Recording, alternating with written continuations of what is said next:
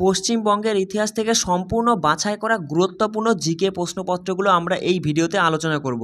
তাই ভিডিওটা সম্পূর্ণ মনোযোগ সহকারে দেখো এবং তারপরে আমি এই ডেসক্রিপশনে একটা টেলিগ্রাম চ্যানেল লিঙ্ক দিচ্ছি, সেখানে ভিজিট করে আজকের যে ক্লাসগুলো আমরা করছি সেখান থেকে পিডিএফগুলো তুলবে, ডাউনলোড করে সেগুলো আরেকবার রিভিশন করে নেবে, তাহলে পরেই তোমার এই টপিকগুলো না খুব ভালো করে মাথায় থেকে যাবে। তো দেখো আজকে আমাদের টপিক হচ্ছে পশ্চিমবঙ্গের ইতিহাস। এখান থেকে দেখো সর্বপ্রথম প্রশ্নটা বলছে যে বাঙালির ইতিহাস কে লিখেছেন, বলে ফেলো। প্রত্যেকটা প্রশ্নই গুরুত্বপূর্ণ, ভালো করে পড়ে নেবে কিন্তু। তাহলে বাঙালির ইতিহাস কে লিখেছে, নিজে আগে অ্যান্সার করার চেষ্টা করো। চারটে অপশনের মধ্যে কোনটা সঠিক উত্তর হবে। বাঙালির ইতিহাস লিখেছেন কে, সঠিক উত্তর হবে নিহার রঞ্জন রায়। মাথায় রাখবে, বাঙালির ইতিহাস লিখেছেন নিহার রঞ্জন রায়। চলো পরের প্রশ্ন দেখো কি বলছে। বলছে কর্ণ সুবর্ণ কার রাজধানী ছিল। কর্ণ সুবর্ণ কার রাজধানী ছিল, বলো সঠিক উত্তর কি হবে। কর্ণ সুবর্ণ শশাঙ্কের রাজধানী ছিল। অপশন 3 আমাদের সঠিক উত্তর, শশাঙ্কের রাজধানী ছিল কর্ণ সুবর্ণ। পরের প্রশ্ন দেখো বলছে যে পাণ্ডু রাজার ঢিবি, এই যে পাণ্ডু রাজার ঢিবি পশ্চিমবঙ্গের কোথাকার বিখ্যাত স্থান, বলে ফেলো। এই পাণ্ডু রাজার ঢিবি পশ্চিমবঙ্গের কোথাকার বিখ্যাত স্থান, সঠিক উত্তর অপশান 2 তাম্রপ্রস্তর স্থান। মাথায় রাখবে, পাণ্ডু রাজার ঢিবি তাম্রপ্রস্তর স্থান। এবার এখানে এই যে এক্সট্রা তথ্যগুলো আমি দিচ্ছি এগুলোও কিন্তু পড়ে নেবে, কেমন। এই যে দেখো, এই পাণ্ডু রাজার ঢিবিটা ডক্টর পরেশচন্দ্র দাশগুপ্তের নেতৃত্বে খনন করা হয়েছিল। কি বললাম, পাণ্ডু রাজার ঢিবিটা ডক্টর পরেশচন্দ্র দাশগুপ্তের নেতৃত্বে খনন করা হয়েছিল। বলছে দেখো যে কলকাতাকে আলীনগর নামকরণ কে করেছিলেন, বলো। কলকাতাকে আলীনগর নামকরণ কে করেছিল, সঠিক উত্তর কী হবে। মাথায় রাখবে, কলকাতাকে আলীনগর নামকরণ করেছিলেন সিরাজউদ্দৌলা। কী হবে, অপশান 2 আমাদের সঠিক উত্তর, সিরাজউদ্দৌলা কলকাতাকে আলীনগর নাম করেছিল। ওই যে আলীনগরের চুক্তি স্বাক্ষরিত হয়েছিল 1757 সালে রবার্ট ক্লাইভ আর সিরাজউদ্দৌলার মধ্যে, সেই থেকেই কলকাতার নাম হয়ে গিয়েছিল আলীনগর। কেমন, মাথায় রাখবে, এই পয়েন্টগুলোও কিন্তু মাথায় রাখবে এক্সট্রা যেগুলো দেওয়া রয়েছে। দেখো পরের প্রশ্ন বলছে যে বঙ্গভঙ্গের কার্যকর তারিখ কত ছিল, মানে বঙ্গভঙ্গ কবে কার্যকর করা হয়েছিল, কত তারিখে। তাহলে এখানে মাথায় রাখবে যে 16ই অক্টোবর 1905। দেখো সালটা কিন্তু আমরা অনেকেই জানি, 1905 সালে বঙ্গভঙ্গ কার্যকর হয়, কিন্তু তার মধ্যে অনেকেই কিন্তু জানো না যে এই ডেটটাও কিন্তু ভেরি ইম্পর্টেন্ট, ঠিক আছে। মাথায় রাখবে 16ই অক্টোবর, 16ই অক্টোবর 1905 সালে বঙ্গভঙ্গ কার্যকর করা হয়েছিল। তখন ভারতের ভাইসরয় কে ছিলেন, লর্ড কার্জন, মানে লর্ড কার্জনের আমলেই এই বঙ্গভঙ্গ কার্যকর হয়েছিল 16ই অক্টোবর 1905 সালে। চলো পরের প্রশ্ন কি বলছে দেখো। বলছে বাংলার বিপ্লবীরা মূলত গ্রেট ব্রিটেনের কোন বিপ্লবী আন্দোলন দ্বারা অনুপ্রাণিত হয়েছিল, বলো। তাহলে বাংলার বিপ্লবীরা, অপশানগুলো দেখো, দেখে অ্যান্সার করো যে বাংলার বিপ্লবীরা কোন, মানে গ্রেট ব্রিটেনের কোন বিপ্লবী আন্দোলন দ্বারা অনুপ্রাণিত হয়েছিল, সঠিক উত্তর অপশান 2 যে আইরিশ বিপ্লবী আন্দোলন দ্বারা অনুপ্রাণিত হয়েছিল। অপশান 2 এখানে সঠিক উত্তর। বলছে শের ই বাংলা নামে কে পরিচিত, বলো। শের ই বাংলা নামে কে পরিচিত, সঠিক উত্তর কী হবে, শের ই বাংলা নামে পরিচিত অপশান 1 রয়েছে দেখো, ফজলুল হক। কী হবে, ফজলুল হক, তিনি শের ই বাংলা নামে পরিচিত। বলছে দেখো কোন মুসলিম সেনাপতি ত্রয়োদশ শতাব্দীতে বাংলা জয় করেছিল।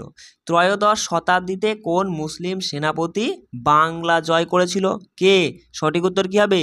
মাথায় রাখবে যে ইখতিয়ার উদ্দিন বিন বখতিয়ার খলজি। কি বললাম, ইখতিয়ার উদ্দিন বিন বখতিয়ার খলজি, তিনি ত্রয়োদশ শতাব্দীতে বাংলা জয় করেছিলেন। অপশান 2 এখানে সঠিক উত্তর। বলছে বাদল স্তম্ভ শিলালিপি, কি বলছে দেখো, বাদল স্তম্ভ শিলালিপিটি নিম্নলিখিত কোন রাজবংশের অন্তর্গত ছিল, বলো। বাদল স্তম্ভ শিলালিপিটি কোন রাজবংশের অন্তর্গত ছিল, মাথায় রাখবে এটি পাল রাজবংশের অন্তর্গত ছিল। বাদল স্তম্ভ শিলালিপিটি পাল রাজবংশের অন্তর্গত ছিল। অপশান 1 এখানে সঠিক উত্তর। বলছে বাংলার প্রথম গণ আন্দোলন কোনটি, বলো। দেখো 4টে আন্দোলন রয়েছে, এর মধ্যে কোনটা বাংলার প্রথম গণ আন্দোলন, মাথায় রাখবে বাংলার প্রথম গণ আন্দোলন ছিল বৈষ্ণব আন্দোলন। কি বললাম বস? বৈষ্ণব আন্দোলন ছিল বাংলার প্রথম গণ আন্দোলন। বলছে মৌর্য সাম্রাজ্যের পতনের পর বাংলায় কোন রাজবংশ শাসন শুরু করে? মৌর্য সাম্রাজ্যের পতনের পর বাংলায় কোন রাজবংশ শাসন শুরু করেছিল? কে? শুঙ্গ রাজবংশ। মাথায় রাখবে অপশান 2-এ দেখো রয়েছে শুঙ্গ রাজবংশরা মৌর্য শাসনের পতনের পর বাংলায় তোমার আর কি শাসন করা শুরু করেছিল। অপশান 2 এখানে সঠিক উত্তর। বলছে নিম্নলিখিত প্রাচীন বিশ্ববিদ্যালয়গুলির মধ্যে কোনটি বাংলায় অবস্থিত ছিল? এই যে 4টে বিশ্ববিদ্যালয় এখানে তুলে ধরা হয়েছে, এই বিশ্ববিদ্যালয়গুলির মধ্যে কোনটা আর কি তোমার বাংলায় স্থাপিত হয়েছিল? বলো সঠিক উত্তর কী হবে? মাথায় রাখবে যে বিক্রমশিলা বিশ্ববিদ্যালয়টা বাংলায় স্থাপিত হয়েছিল। কার নেতৃত্বে বা কার মানে কে স্থাপন করেছিল? এটা ধর্মপাল কর্তৃক স্থাপিত হয়। মাথায় রাখবে বিক্রমশিলা বিশ্ববিদ্যালয় প্রতিষ্ঠা করেছিল বা স্থাপিত করেছিলেন কে? ধর্মপাল। অপশান এখানে উত্তরটা বিক্রমশিলা, মাথায় রাখবে। ঠিক আছে, চলো পরের প্রশ্ন দেখো কি বলছে, যে প্রাচীন বাংলায় ব্যবসা বাণিজ্যের বিকাশে কোনটি উল্লেখযোগ্যভাবে সাহায্য করেছিল? বলো এই যে 4টে অপশনের মধ্যে সঠিক উত্তর কি হবে? এই যে প্রাচীন বাংলায় ব্যবসা বাণিজ্যের বিকাশে কোনটি উল্লেখযোগ্যভাবে সাহায্য করেছিল? মাথায় রাখবে যে নদী নেটওয়ার্ক। অপশান 3 আমাদের সঠিক উত্তর, নদী নেটওয়ার্ক, যেটা কি প্রাচীন বাংলায় ব্যবসা বাণিজ্যের বিকাশে বিশেষভাবে উল্লেখযোগ্যভাবে সাহায্য করেছিল। চলো পরের প্রশ্ন বলছে দেখো, যে বাংলার নবাব সিরাজউদ্দৌলা কোন উল্লেখযোগ্য ঐতিহাসিক ঘটনার সাথে সবথেকে বেশি জড়িত? তাহলে আমরা জানি যে বাংলার নবাব সিরাজউদ্দৌলা কোন ঘটনার সাথে? পলাশী যুদ্ধের সাথে সবথেকে বেশি জড়িত। আর পলাশী যুদ্ধটা হয়েছিল 1757 সালে 23শে জুন। মাথায় রাখবে 1757 সালে 23শে জুন পলাশী যুদ্ধ সংগঠিত হয়েছিল। দেখো হ্যাঁ, এটা একই প্রশ্ন রিপিট হয়ে, যাই হোক দেখো বলছে যে বাংলার ইতিহাসে ইলিয়াস শাহী রাজবংশের তাৎপর্যটা কী ছিল? তাহলে বাংলার ইতিহাসে ইলিয়াস শাহী রাজবংশের তাৎপর্য কী ছিল? এখানে সঠিক উত্তর কী হবে? মাথায় রাখবে এখানে সঠিক উত্তর অপশান 4, যে সব কয়টি সঠিক। যে ইলিয়াস শাহী রাজবংশের তাৎপর্য কী ছিল? যে তারা বাংলায় পারস্য সংস্কৃতির প্রবর্তন করেছিল, এটা ঠিক। তারা বাংলায় মধ্যযুগীয় সুন্নি মুসলিম সাম্রাজ্য প্রতিষ্ঠা করে, এটাও ঠিক। তারা তাদের শাসনামলে সাহিত্য ও শিল্পের অগ্রগতিতে অবদান রেখেছিল, এটাও ঠিক। অর্থাৎ এখানে আমরা অপশান 4টা সঠিক উত্তর করব, যে ওপরে সব কয়টি ঠিক। কেমন? দেখো পরের প্রশ্ন কি বলছে, যে বাংলার ভক্তি আন্দোলনের সরাসরি অংশ না হওয়া সত্ত্বেও কোন সাধকের তাতে তাৎপর্যপূর্ণ প্রভাব ছিল? এই যে সাধকদের মধ্যে কোন সাধক বাংলায় ভক্তি আন্দোলনে সরাসরি অংশগ্রহণ না করলেও তার একটা গুরুত্বপূর্ণ প্রভাব ছিল? শ্রী চৈতন্য। অপশান 2 এখানে সঠিক উত্তর, শ্রী চৈতন্য। মাথায় রাখবে। বলছে ইবন বতুতা কত সালে বাংলা সফর করেছিল? বলো ইবন বতুতা কত সালে বাংলা সফর করেছিল? দেখো সাল 4টে দেখে নাও, 4টে সালের মধ্যে কোনটা সঠিক উত্তর হবে? মাথায় রাখবে 1346 সালে। অপশান 2 আমাদের সঠিক উত্তর, 1346 সালে ইবন বতুতা বাংলা সফর করেছিলেন। অপশান 2 এখানে সঠিক উত্তর। বলছে নিচের কোন যুদ্ধের ফলে বাংলায় ব্রিটিশ সাম্রাজ্য প্রতিষ্ঠিত হয়? বলো কোন যুদ্ধের ফলে? কোথায়? বাংলায় ব্রিটিশ সাম্রাজ্য প্রতিষ্ঠিত হয়েছিল। কোন যুদ্ধের ফলে? সঙ্গে সঙ্গে অ্যান্সার করে দেবে যে পলাশী যুদ্ধের ফলে তোমার বাংলায় ব্রিটিশ সাম্রাজ্য প্রতিষ্ঠিত হয়েছিল, তাই না বস? চলো দেখো পরের প্রশ্ন কি বলছে, যে বখতিয়ার খলজি কত সালে বাংলা আক্রমণ করেছিল? বলো বখতিয়ার খলজি কত সালে বাংলা আক্রমণ করেছিল? সঠিক উত্তর হবে অপশান 2 এখানে, যে 1203 সালে। কি বললাম? 1203 সালে বখতিয়ার খলজি বাংলা আক্রমণ করেছিল। কেমন? মাথায় রাখবে। দেখো পরের প্রশ্ন কি বলছে, যে প্রাচীন বাংলায় কোন প্রধান সমুদ্র বন্দরটি বাণিজ্য ও সামুদ্রিক কার্যক্রমের জন্য বিখ্যাত ছিল? মানে প্রাচীন বাংলায় কোন সামুদ্রিক বন্দরটি বাণিজ্য ও সামুদ্রিক কার্যকলাপের জন্য বিখ্যাত ছিল? সঠিক উত্তর কী হবে? মাথায় রাখবে অপশান 3 এখানে সঠিক উত্তর, যে তাম্রলিপ্ত বন্দরটি। অপশান 3। কেমন? চলো বলছে 14 শতকে বাংলার রাজধানী গৌড় থেকে পাণ্ডুরাই স্থানান্তরের জন্য কোন শাসক দায়ী ছিলেন?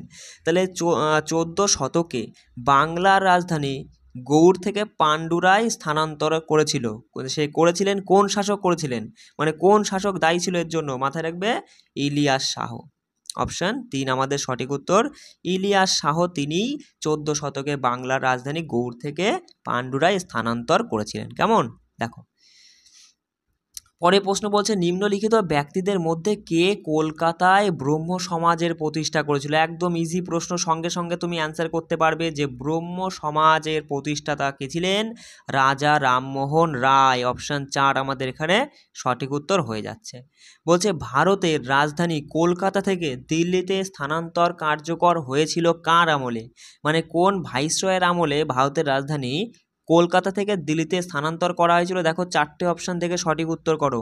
সঠিক উত্তর এখানে কি হবে?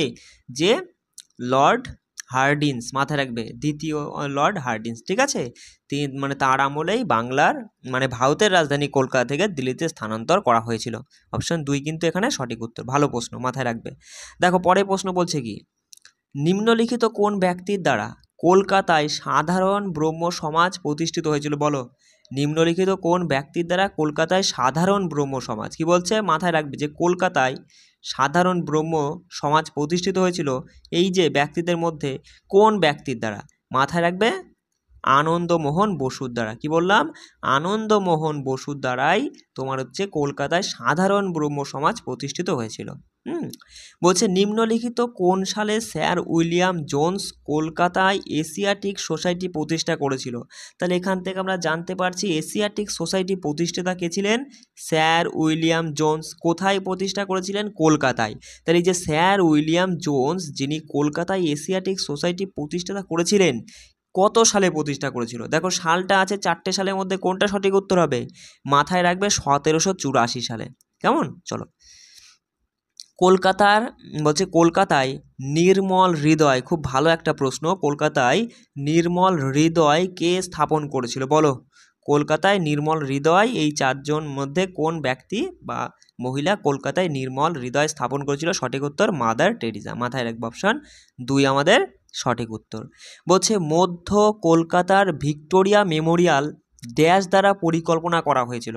তাহলে মধ্য কলকাতার ভিক্টোরিয়ার মেমোরিয়াল কার দ্বারা পরিকল্পনা করা হয়েছিল? লর্ড কে?